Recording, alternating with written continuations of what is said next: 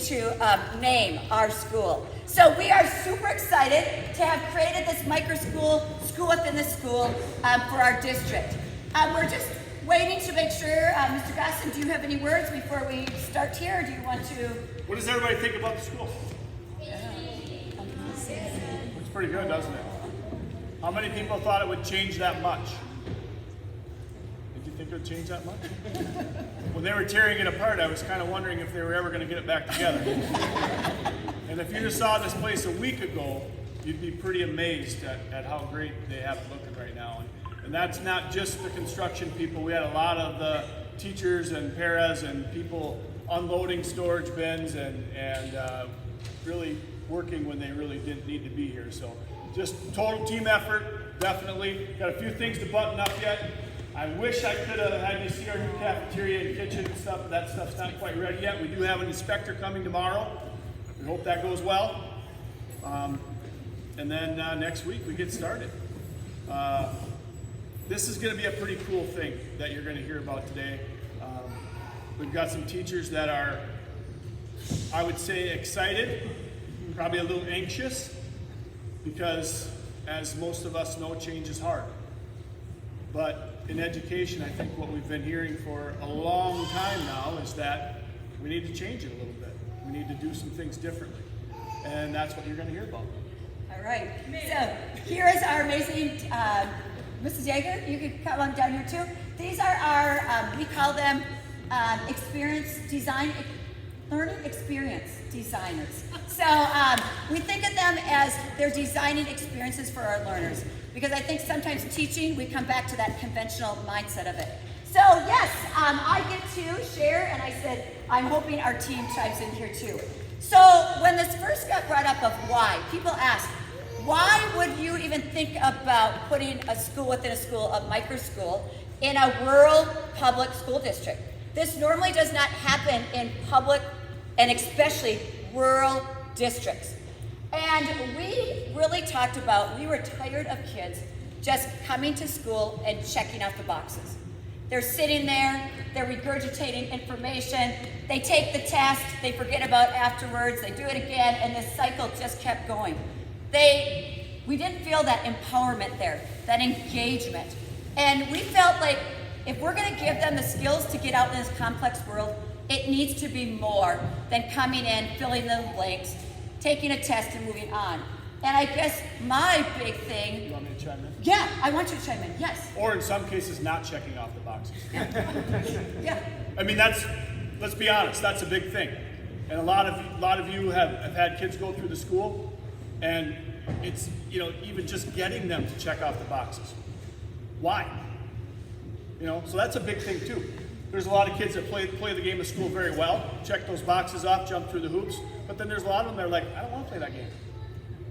Okay, so we're going to change the game. We're going to change. We're changing the game. Anything else, team? All right. So one of the great things, though, I think about this school district is people cannot believe a 630 pupil district in the middle of nowhere is being supported in this. And from Mr. Gosson to our Mr. Walsh to our school board to you parents, we have Mr. Rooney here, one of our school board members right here. They've given us and trusted us the green light culture. And that's what's so exciting about this, is they're like, go. And if we didn't have that, we would not have this opportunity to bring to our learners this. Because a lot of schools, they think you can just get this box that magically does things for everybody. And this has been extremely hard work. And we thought we had the mindsets. We thought we had the lens that we were looking for. And there were days that we worked and we're like, oh, we're not there. We are not there. But it was kind of funny. We ended school the May 13th. And that next week we were already back creating the school. So not much of a break, and that's not Phil's fault. All right, so here's our team. One thing exciting about this is that we have been supported by places around the world. We are involved with the Bush Foundation. Right now, they have given us $125,000 to reimagine education. I have a $100,000 grant on the line that I thought they were going to let me know this week. I got the message we'll know in 2 weeks. We just received $11,000 in Transcend Education. We were just on with them today, a few of us, and that's again around the U.S., around the world. Education Reimagined, what school could be. Fielding International, we work with them out of the cities, talking about spaces and how school needs to be different. So we are in the middle of nowhere, but they know Belgrade, Bruton, El Rosa. That's the cool thing about this. All right, so why must we imagine rural schools differently? Go ahead, team. Why are we even thinking about reimagining this? Why didn't we just go the easy route and say, we're just going to keep doing school we always done? It's not good for the kids. We know that not all of them are going to be engineers and rocket scientists and doctors. Some of them want to be welders and farmers and all that other sort of stuff. So we know what they don't need all of the stuff school always offers. I mean, they need some of it, obviously, but not all of it. Yeah. And if we continue to make them do things the way we think they should do it, they aren't interested, they aren't engaged, and kids are not going to retain things or enjoy their day or remember it if they're not involved. And really what they're saying is that the world that we're educated in, a lot of you, the world is complex right now. The kids need different skills than what we were given to be successful. We want them to be critical thinkers. We want them to be critical problem solvers. We want those kids to be able to go out and to solve things in our community, in the world. Because we have a lot of people that do not want to stay in Belgrade, Bruton, El Rosa. A lot of our kids, the first thing that they do, they want to go to the metro. That's where success is to them. And if we can show them that they can make an impact right here and stay here, look at how we could flourish around this area. So we're going to go down a little bit of a history lesson here. Early 1900s, this is the way we got our information. Okay? It came by pony. We then, 1920s, we got that radio. That was a little bit more technology. We then got the television in 1950s. But education, industries are changing. They've gotten better. Think about our telehealth. Think how many things that we do virtually now, online. These industries are becoming better, but what about the education?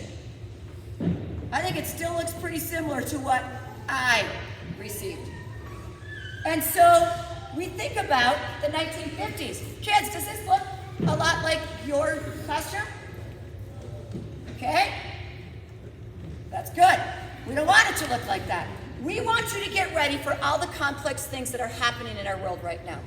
Like I said, we want you to be the entrepreneurs. We want you to be those problem solvers. Right now, what you need, if you need to find something out, what do? Look it up. You look it up. You absolutely look it up. So that has changed where you don't have to memorize all the information. Like Mr. Gosson always says, we've got our computer in our pockets now. It's always with us there. Yep. I can tell you all 50 capitals in about. I don't need to memorize. Don't need to memorize it anymore. But our classrooms still look like this. They still look like this, with the teacher holding the information and giving it out to the learners, and they're regurgitating it back. We don't want that, and that's in the 2000s. We thought technology, put technology in there. That's going to get innovative, and it's going to empower these kids in. Well, if you use it correctly, yeah, it's going to. But a lot is still consumption on those devices. So if we're going to continue down this path, we're going to get the same outcomes. And those aren't the outcomes that we want for our learners. We want them empowered, engaged. We want them to be co-creating with us. And learners, if you don't feel it is different this year, tell us. And if we don't do anything about it this year, Ms. Bill is gone. Because this has been, is where we want to go. And if we're not making that and making that happen for you learners, then we're not doing our jobs. But we're going to fail. We are going to fail. But that means we're growing. I always tell the kids, if we're not failing, we're not growing, because then it's easy. We're just taking the easy route. So our school, we built it on 4 pillars. If what we do is not meaningful to our learners, and it can look different for each learner, we need to have it meaningful. Complex experiences means they can't just take it and look it up. It is some kind of problem, some kind of driving question that takes more than just picking up your computer in your pocket. Learners know their why and how. I wonder how many of you adults could say that you sat in some classes and thought, where in the heck am I ever going to use this? And I think there's many things I still haven't used. So if they don't know their why and how, we've missed something. Relationships is number one, and I'm going to talk about the personalized learning because we still have to have knowledge, right? I always tell Mr. Godson, content's not king, but I believe that kids need to have reading, writing, math. They need that. But how that looks is so different. I remember sitting in my math class and everybody was getting the same thing. They all got the same thing. That's not happening at BBE. Just because you're a 10, 11-year-old does not mean that you need to get the same thing. So we're talking about personalizing. Now, I thought we were going to be in groups and we were going to do something, but we're not in groups. We're not in our cafeteria. So we're going to move along. We're very proud of our Portrait of a Graduate. These are what we are going to really build our foundation upon. These, we believe, if we get these from preschool and through 12th grade and our learners leave with this, they can be successful at anything that they do. These are the skills, then we have the content. So we have both ways there. So you're going to hear a lot about Portrait of a Graduate. You guys chiming in? Anything that I'm missing? Okay, all right, I'll keep going.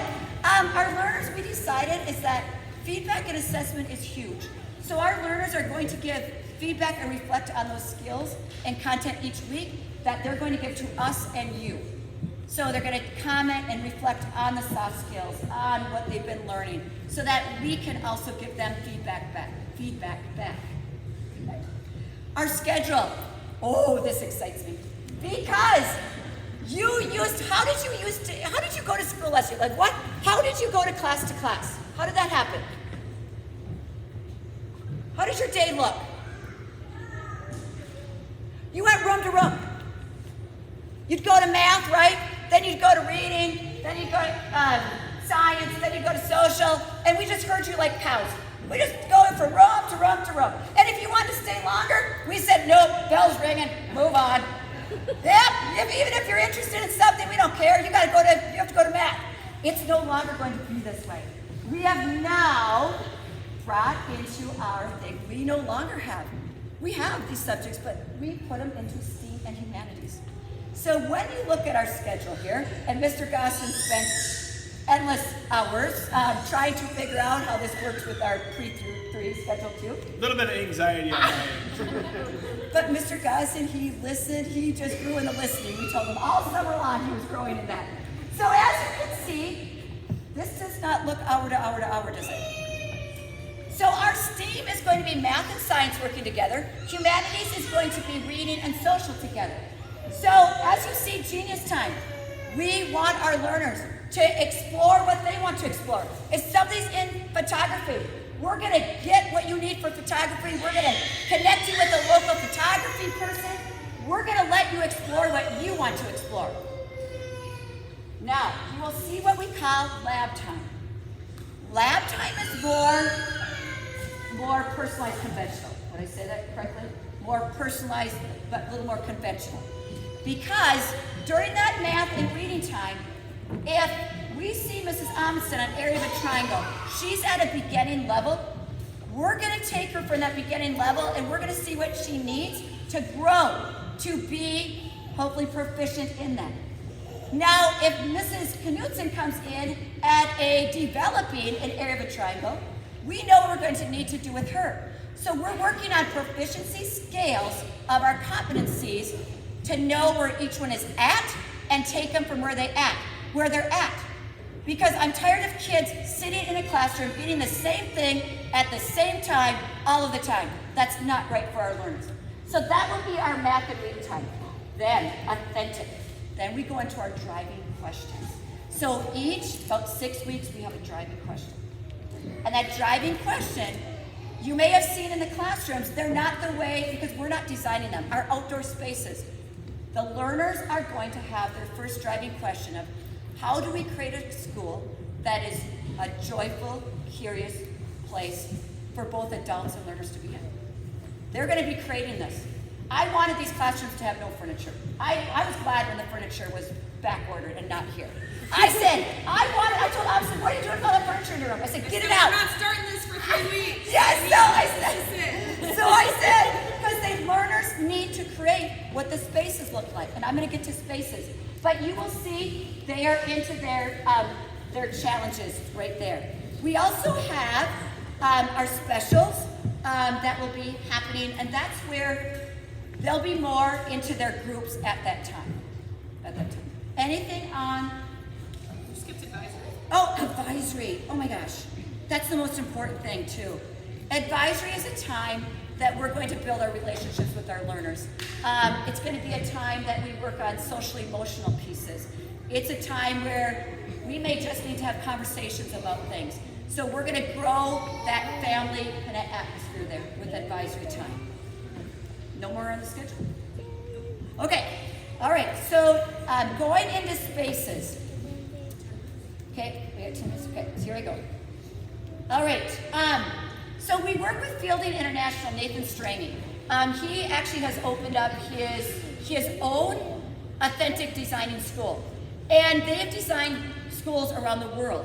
And we were like, okay, we have these new spaces, but we're used to kids just sitting in the classrooms and moving from classroom to classroom. How do we even use these spaces? What do we do with them? We have a big, beautiful, as you saw, some of you, collaborative space. We have a maker space. We have the biz. And so we have learning studios within that area.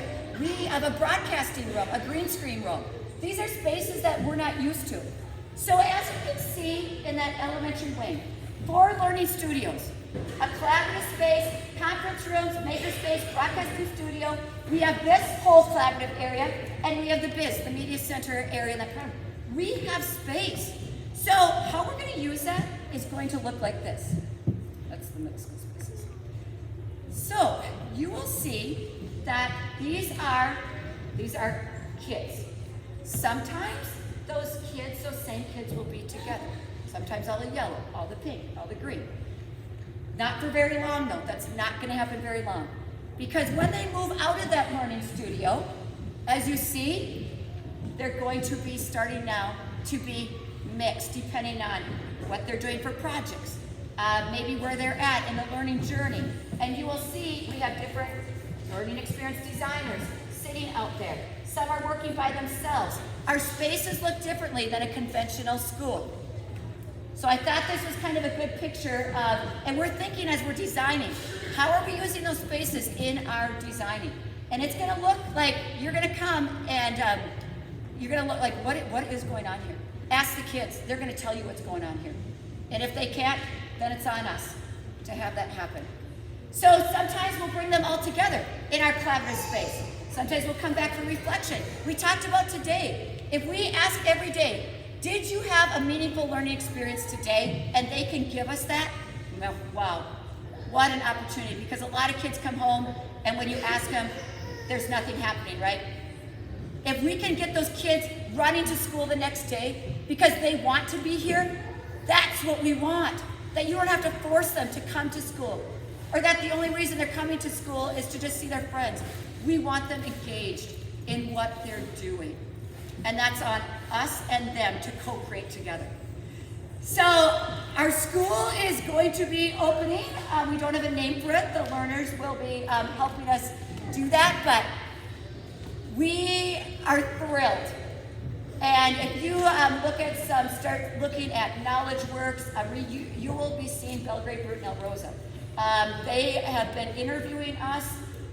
We've had some good things with KnowledgeWorks Education Reimagined, what the school could be.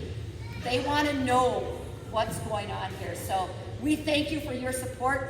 Like Mr. Gosson said, I said to Mr. Gosson, I said, okay, come on now, we have the green light here. Why is not more of this happening in other schools that have the green light? And he nailed it. It's hard work, Field. It's hard work. I mean, there were days I went home and I thought, what did I get myself into here? What have I done? But I know it's what's right for learners, so that's why we do it. So anything from anybody right now?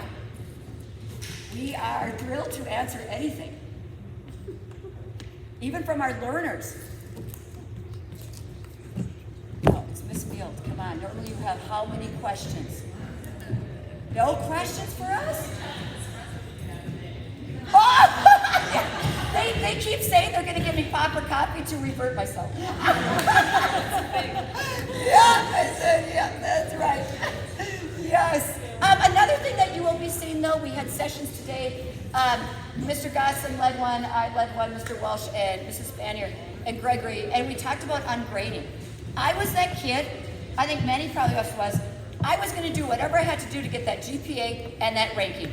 That's all I really cared about. And I was going to explore anything else because I was on that track. I just think, how much learning did we miss? How much learning? Like, if I wanted to study photography, I never did it because, nope, I was going to hit that GPA, and that chemistry class would give me more of that GPA than like a photography class. Yeah. What was your question? Somebody?